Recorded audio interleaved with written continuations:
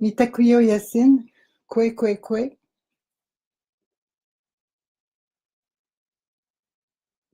Je souhaite la bienvenue à tout le monde. Je suis Luma, je suis une femme médecine du Québec. Alors, pour ceux qui ne me connaissent pas, ça fait quelques années que je partage ma médecine un peu partout en France et au Québec. Et en cette belle occasion de la renaissance de la planète, de notre pleine lune, alors je vous ai conviés pour cette rencontre que j'appelle les rencontres paix. Je dis bonjour Annick. Il y a quelques personnes qui commencent à arriver, c'est bien. Alors le but, c'est de se rencontrer dans un objectif de paix. La paix, c'est un mot c'est comme l'amour, hein? On le parle, on en discute sur tous les sens, sur tous les niveaux. N'en demeure pas moins que la vraie paix, la paix d'esprit, la paix du cœur, ce sont des états d'être, des états vibratoires qui nous procurent de l'équilibre. Ça ne veut pas dire que tout est parfait. Ça ne veut pas dire non plus que on aura toutes les réponses à tout. Donc, j'en profite pour saluer tout le monde qui est là. Ça me fait super plaisir. J'ai voulu vous rencontrer cette fois-ci pour parler de la Renaissance. Parce que la Renaissance, chez les hommes et les femmes médecines de peu près de toutes les nations du monde, nous comprenons que le cycle qui est celui que nous traversons en ce moment est rattaché à la renaissance de la vie, le cycle de la vie. Par exemple, on ne fait pas de cérémonie un mois. À partir de 2 mois avant Pâques, pour vous situer dans le temps, les chamans ne font plus de cérémonie, c'est-à-dire qu'ils ne demandent rien à la Mère Terre parce qu'ils la savent dans une période d'agonie, là où l'énergie diminue constamment. Et on le sent même physiquement, nous, c'est difficile. Le mois qui précède Pâques, par exemple, à chaque année, remarquez-le, vous êtes plus fatigué, on traverse des moments émotionnels plus difficiles, on a besoin de faire une pause, on a besoin de faire un bilan, on a besoin de régénérer, de se nettoyer le corps, de se nettoyer l'esprit. C'est le moment des grandes cures.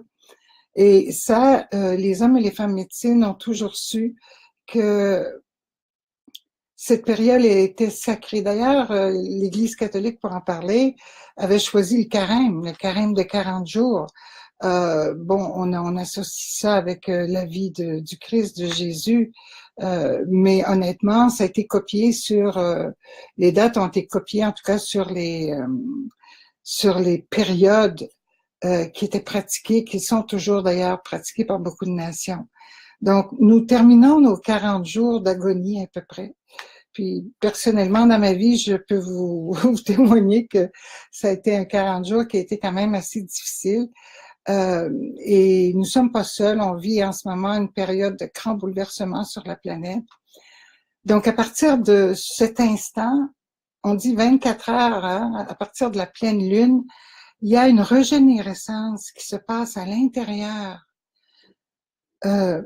de la planète. C'est pour ça que l'eau de Pâques, par exemple, l'eau de Pâques est vénérée de partout. Pourquoi est-ce qu'on dit que l'eau de Pâques, c'est une eau miraculeuse? En fait, on parle de taux vibratoire.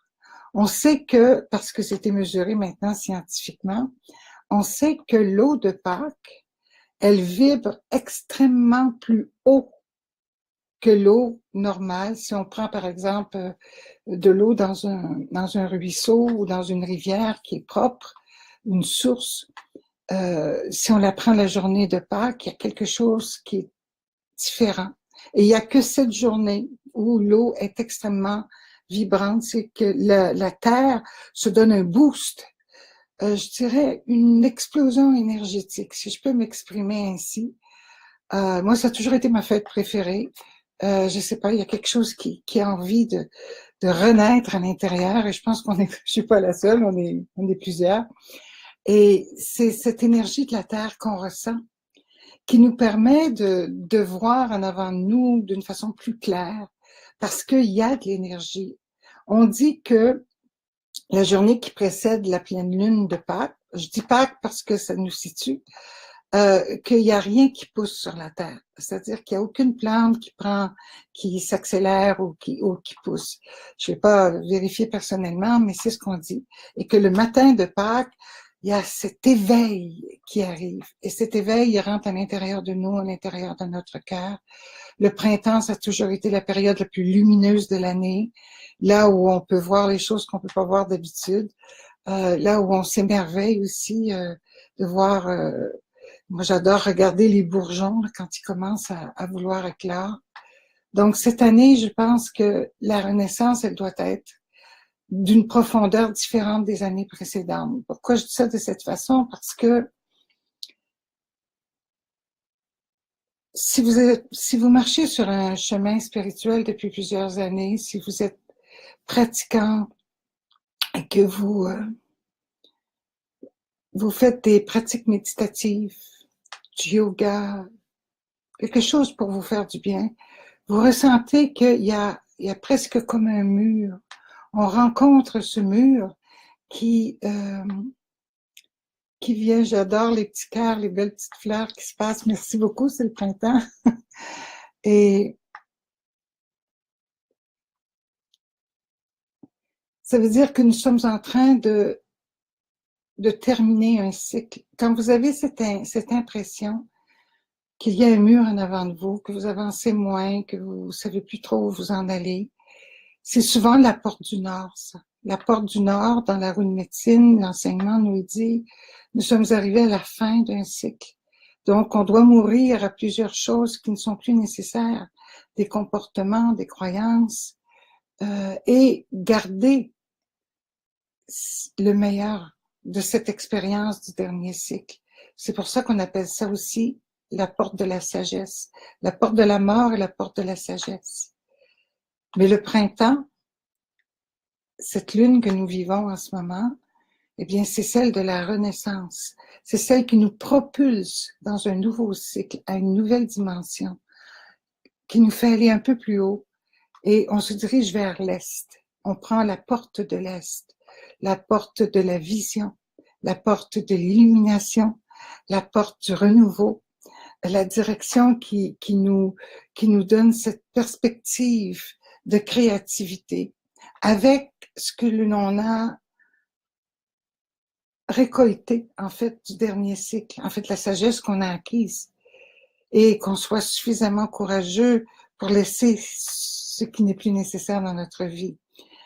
Si on n'a pas ce renouveau, cette ferveur, hein, c'est une passion, en fait, qui s'élève, c'est probablement parce que on n'est pas mort, on n'a pas délaissé, on ne s'est pas détaché de certaines croyances, de certaines situations.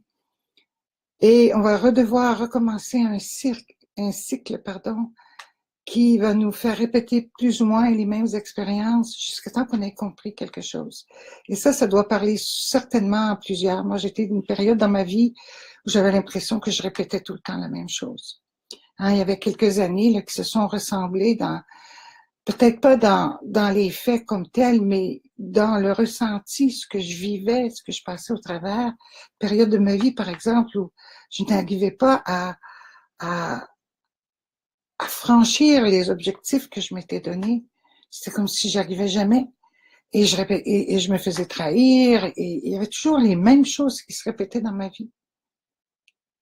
Et puis, lorsque j'ai commencé à étudier, à me consacrer à l'étude de l'évolution de l'être humain, donc ma propre évolution aussi, j'ai commencé à comprendre qu'il y a des choses que je n'ai plus besoin de croire. Hein, j'ai plus besoin de croire à certaines situations. Et ça m'a amené, avec le temps, à découvrir, pas seulement qu'intellectuellement, mais intérieurement, comment utiliser cette force de créativité. Et j'en parle aujourd'hui parce que nous sommes dans l'énergie de la Renaissance. Et c'est extraordinaire, renaître les deux yeux ouverts, renaître avec toute notre tête, renaître avec la vie. Et de peut-être réaliser qu'il y a des croyances que nous devons mourir. Nous devons cesser, nous avons ce pouvoir de cesser de croire à certaines choses qui nous font souffrir. Nous avons le pouvoir de cesser de croire, parce que lorsqu'on croit, on crée. Et ça, c'est devenu très, très clair au fil du temps. Croire, c'est créer une situation, c'est créer un état d'être, c'est créer une atmosphère, c'est créer quelque chose. Et le fait de décider d'une façon consciente d'arrêter de croire à cela. Vous savez que je fais des consultations et les gens qui viennent en consultation, c'est des gens qui m'aident énormément parce que on a des échanges profonds. On va voir les marqueurs dans la vie des gens, les endroits où ils se sont arrêtés d'une certaine façon et qu'ils ont continué de répéter les mêmes choses de façon inconsciente, évidemment. Et c'est toujours à partir d'une croyance. Et lorsqu'on accepte de dire non, moi, je ne suis pas ça, je ne crois plus à cela, et que je décide de croire à ce à quoi je veux croire, il y a toute une différence. Est-ce que ça arrive automatiquement par magie? Non, je crois que ça arrive graduellement, parce que encore là, de croire, il y a plusieurs dimensions. C'est comme la roue Nichiena, on fait le tour, on a un cycle, pour que ça devienne sans aucun doute. Il n'y a plus de doute. Mais le fait de commencer, ça nous permet de voir les doutes qui nous empêchent d'avancer. Puis en cette belle journée de renaissance, honnêtement, je nous souhaite à tous d'être capables de voir au moins un aspect de nous ou une croyance qui nous maintient dans une souffrance quelconque. Donc, de voir un aspect dans lequel on est en souffrance et qu'on puisse détecter ou se poser la question, se dire, bien écoute, quelle est la croyance qui m'attache à cette souffrance? D'avoir le courage de faire ça. Et je vous souhaite de la découvrir. Elle va peut-être venir maintenant, va peut-être venir dans quelque temps. Mais plus vous allez observer ça, plus vous allez porter votre attention à rechercher, vous allez le trouver. Et de cesser d'y croire, peut-être pour décider de croire à quelque chose d'autre. Vous savez, on a une drôle d'éducation. On croit qu'une croyance doit venir de l'extérieur. C'est-à-dire que nous devons croire à ceci parce que papa l'a dit, parce que maman l'a dit, parce que l'Église l'a dit, parce que la société le dit. Mais pourquoi moi je ne croirais pas à quelque chose qui me parle, qui résonne à l'intérieur de moi? Quelque chose qui est de ma propre création. Comment je vois le monde? Comment je me vois quand je suis heureuse? Comment j'aimerais être? Évidemment que c'est pas quelque chose qu'on acquiert en criant en ciseaux, je sais pas, je me souviens plus d'expression, là, mais en marchant sur ce chemin. Je réalise de plus en plus, vous savez, je suis presque contente de vieillir parce qu'il y a des éclaircies qui font du bien, qui arrivent parce que je me dis, Seigneur, j'espère qu'il y a des jeunes qui écoutent, même si vous m'écoutez 2 minutes, et que ce que je suis en train de vous dire au niveau des croyances, ça résonne dans votre cœur, que vous puissiez au moins l'expérimenter. Parce que quand on est jeune, on a le courage d'essayer des nouvelles choses. Alors, je vous dis pas quand on est plus vieux qu'on ne l'a pas, mais comme on dit, des fois, quand on est plus vieux, on a la tête dure. Parce que lorsqu'on a appris qu'il fallait croire de l'extérieur, parce que l'extérieur nous a toujours donné des preuves ou nous a présenté, en tout cas, une histoire qui a fait que nous y avons cru. Puis des fois, ça ne faisait pas notre affaire non plus. Tandis que de décider de créer la croyance à laquelle, je vous envoie des bisous, j'en vois de partout, c'est magnifique. C'est un pouvoir que l'on active, que l'on fait renaître. Ben aujourd'hui, j'ai envie de vous dire pourquoi on ne se met pas tous ensemble pour faire renaître la paix. Faire renaître la paix, il faut savoir ce qui nous maintient hors de la paix. C'est beau de dire être soi, être soi-même, faire ceci, faire cela. Oh, il y a beaucoup, beaucoup de belles, belles, belles paroles. Je les aime tous. Je les aime tous. Mais dans la vie de tous les jours, quand vous partez, quand vous levez de votre chaise, puis que vous allez faire votre ménage, dans quel état d'esprit êtes-vous? Hein? Quelles sont les croyances? Quelles sont les émotions? Quelle est l'attitude que vous avez? Est-ce que être vous est inclus là? Ou bien vous êtes fâché parce que quelqu'un devait vous aider, il vous a pas aidé, ou que c'est une corvée pour vous. Je vous donne un exemple simple comme ça. Et la vie, c'est ça. C'est pas autre chose. Le restant, ça se passe dans notre tête. Et puis, on aime se conter des belles histoires, puis c'est correct. Sauf que pour les mettre, pour les faire vivre ces histoires-là, bah, il faut y croire. Il faut y croire. Alors, il y a beaucoup de séminaires qui se vendent à l'heure actuelle, comment devenir millionnaire, comment accomplir votre vie, comment réaliser votre vie, tout ça, comment je m'en suis sorti après telle chose de malheureux, comment vous pouvez croire, croire, croire, croire, tout est là. Beaucoup de gens ont compris ça. Mais comment l'appliquer, par exemple? Si vous ne prenez pas, si vous ne prenez pas les choses une à une, c'est-à-dire, c'est quoi, en ce moment, là, ça fait 2, 3 jours, ça fait 4, 5 jours, je vais pas bien, je suis pas bien, qu'est-ce qui se passe avec moi? J'ai de la peine, je suis en colère, et quelle est la croyance qui m'empêche d'être libérée de cette souffrance? Et vous allez vous rendre compte de choses merveilleuses. Vous n'avez pas besoin de livres ou de personnes pour faire ça. Vous avez seulement besoin de vous poser la question. Et de savoir que lorsque vous allez croire que vous êtes capable, la première chose, de vous libérer d'une certaine souffrance, que les doutes vont s'en aller. Mais les doutes, ils partiront pas comme ça. Vous allez devoir les rencontrer. Les doutes vont se présenter devant vous. Et moi, j'appelle ça la parade des doutes. Alors, il y en a des fois, la parade est longue, ça dépend des croyances, qui nous font douter que si on ose, si on fait ceci ou si on fait cela, on va peut-être faire une erreur. Vous savez, c'est tout des fantômes. Il y a rien de réel dans tout ça. Mais on croit que ça peut arriver. Voyez-vous comment croire, c'est puissant. Alors, je vous ferai pas une leçon sur ça parce que c'est tellement écrit partout. Mais simplement, peut-être qu'on se souvienne de ça. De croire qu'on est capable de faire quelque chose. Hein? Le week-end dernier, j'ai assisté à un spectacle d'une école de chant dont le professeur fait son spectacle annuel. Et puis, évidemment, j'avais mon petit-fils qui était là, un de mes petits-fils, j'en ai deux. Et puis, mais c'était merveilleux de voir les enfants et comment ils peuvent se dépasser, comment ils peuvent croire en leur capacité. Oui, ils ont des doutes, ils vont en parler de leurs doutes. Mais un coup que tu as démasqué un doute, c'est plus ton ennemi. Un ennemi, c'est quelque chose qu'on voit pas. On a peur de ce qui va arriver.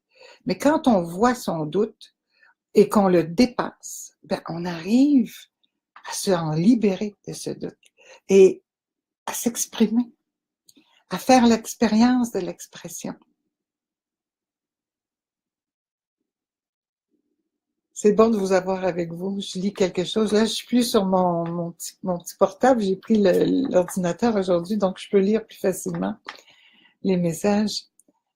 C'est un message de renaissance, mais c'est un message de vie. Hein?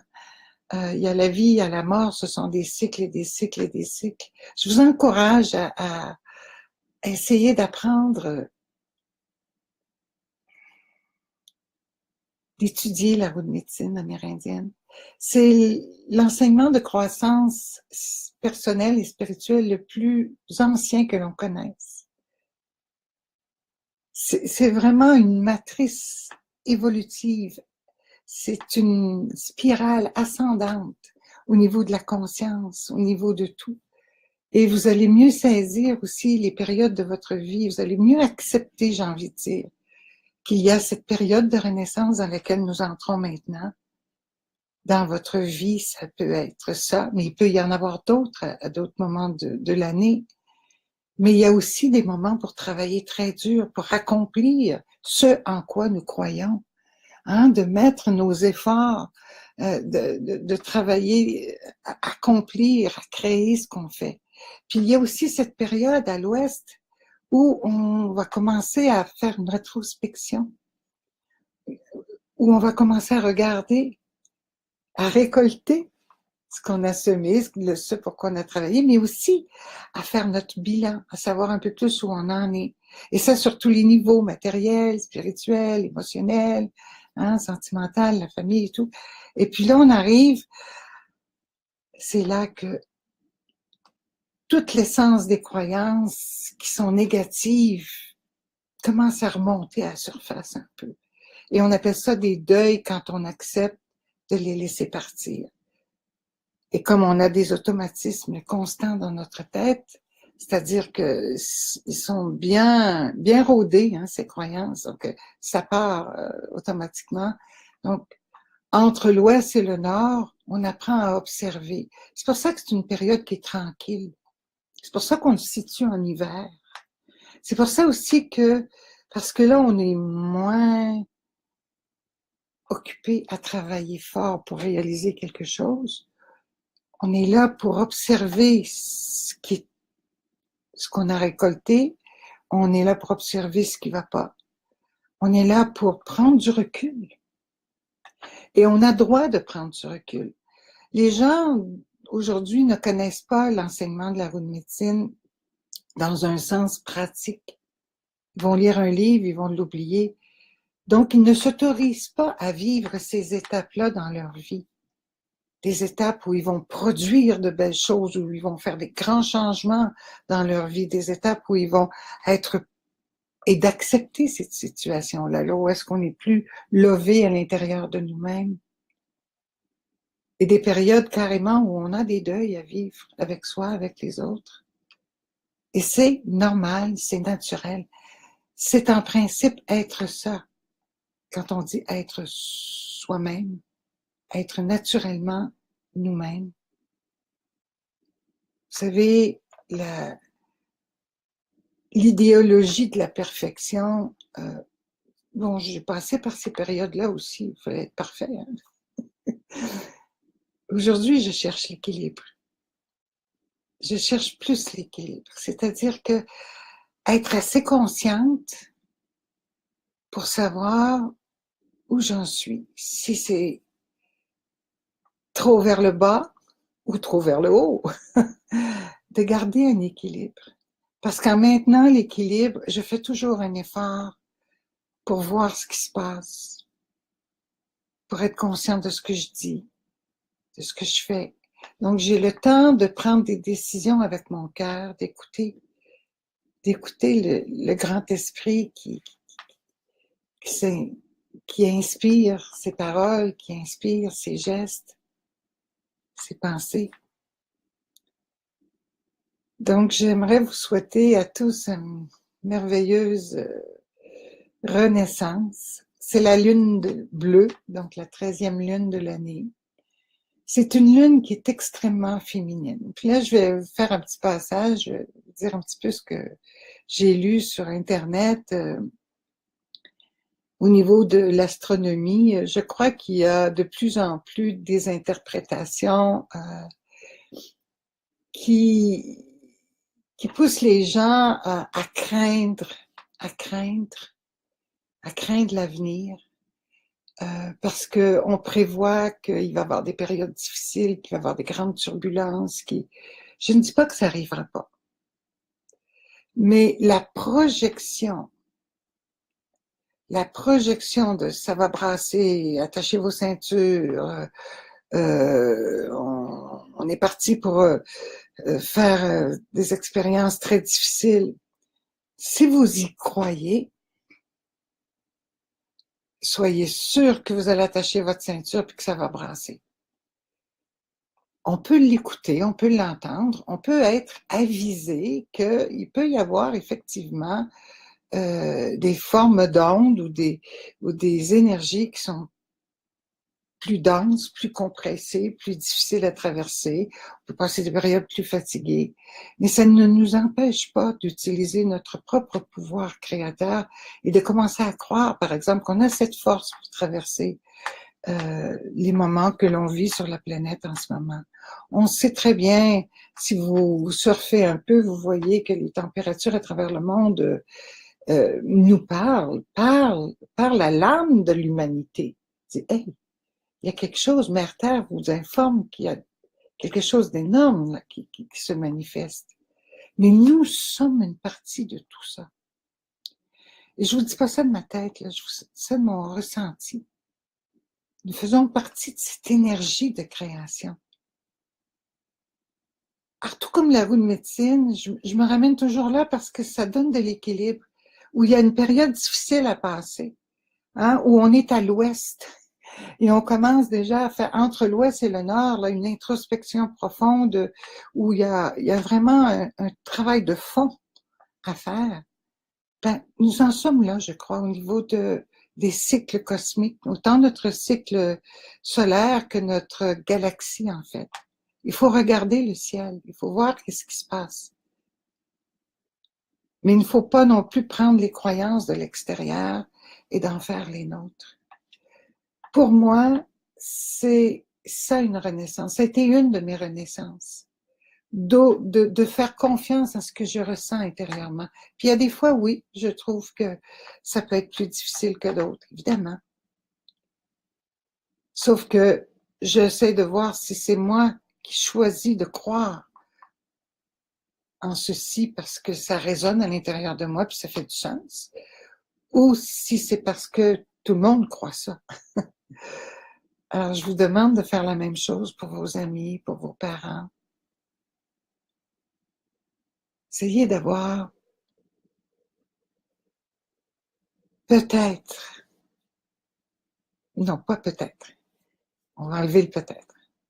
Essayez d'avoir un cœur qui s'ouvre pendant cette renaissance pour accorder votre gratitude aux gens qui vous ont élevé, à vos parents, à ceux qui ont dédié leur vie, même s'ils n'ont pas été nécessairement comme vous auriez aimé qu'ils soient.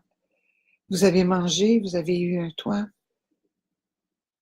vous avez été aimé ou peut-être moins aimé, mais l'important, c'est pas ça, c'est d'arrêter de croire à une enfance malheureuse, d'arrêter de croire que ça doit vous suivre surtout toute votre vie. Moi, c'est une clé de mon cœur à votre cœur que je vous donne en ce moment.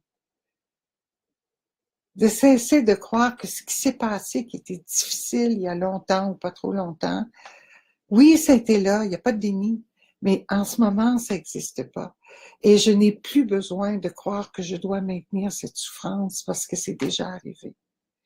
Je peux être plus moi-même avec la bonté que j'ai dans mon cœur, avec la générosité que tout le monde, je pense que tout le monde est généreux quand il écoute son cœur. À partir de là, je pense qu'on peut renaître. Puis ça va vous libérer, ça fait du bien. Oh mon Dieu, ça fait du bien. Ça fait du bien parce que ça élargit cet espace cérébral, ça élargit le cœur, puis ça vous donne une bonne humeur, finalement, hein, pour dire les choses comme elles sont. Pourquoi toujours avoir ce regard qui fait mal lorsqu'on en veut à quelqu'un depuis très longtemps? Ça peut être vos parents, ça peut être un conjoint, ça peut être n'importe qui. Je vous parle du pardon, évidemment, parce que ça, c'est une mort, mais c'est une renaissance, le pardon. Pardon d'amour pour moi. Je me libère de cette souffrance. Et j'en ai parlé dans ma famille, j'en ai parlé autour de moi dernièrement parce que c'est une vibration extrêmement bénéfique pour nous tous. On a tous besoin d'amour, mais il faut savoir aussi en donner de l'amour inconditionnellement. Ça veut dire même si les gens n'ont pas été ce qu'on aurait voulu qu'ils soient. On dit toujours ne jamais juger son frère sans voir marcher 20 km dans ses mocassins. Puis plus on vieillit, plus on comprend ce que ça veut dire. Il n'y a jamais personne qui connaît l'autre vraiment. On a tous une partie secrète, une partie cachée. C'est pas parce qu'on veut la cacher, c'est pas parce qu'on veut être secret, c'est tout simplement parce que ça fait partie de nous, c'est une partie de nous. C'est notre intérieur profond. Et c'est important qu'on respecte ça aussi chez l'autre. Je vous remercie d'avoir pris du temps en ce dimanche avant Pâques, d'être là. On n'est pas beaucoup. Il y a des gens qui vont regarder la diffusion par la suite. Je vous souhaite vraiment de repartir du bon pied, hein, du pied gagnant, de vous autoriser à choisir vos croyances, puis d'arrêter de croire ce qui vous fait souffrir. Puis on va se rencontrer le mois prochain à l'autre pleine lune avec un peu plus de paix dans notre cœur, surtout à partager. La paix, c'est jamais pour soi.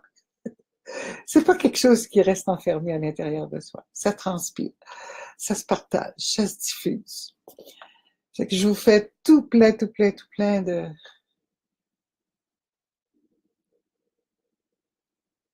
J'ai envie de dire des bisous, mais je sais pas comment les faire avec les bisous de mon cœur. Et je vous souhaite vraiment d'aimer les vôtres, là, ceux qui sont à côté de vous. Passez une très belle fin de semaine. Puis là, j'ai Lise qui est là, puis elle vient de faire le message. Je vais vous faire l'annonce de mon cours, le deuxième module de pouvoir du son, qui se fera du 28 au 29 avril au Manoir Diouville. C'est un très bel endroit, à 20 minutes de Montréal. Tout est sur le site, là, chamanyouma.com, dans l'onglet Santé par le son. Le son, c'est beaucoup plus que juste faire des sons. C'est très spirituel, mais en même temps très révélateur. Et aussi, ça active à l'intérieur de vous beaucoup de choses. Le deuxième module, il est très important. Il s'appelle Libération et émotion.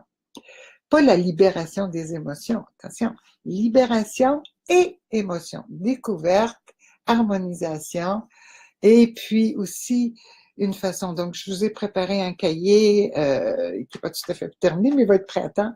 Il y aura des audios et des vidéos, évidemment. Et très prochainement, je vais vous annoncer également que le premier cours, Santé et harmonisation, sera donné en webinaire très bientôt.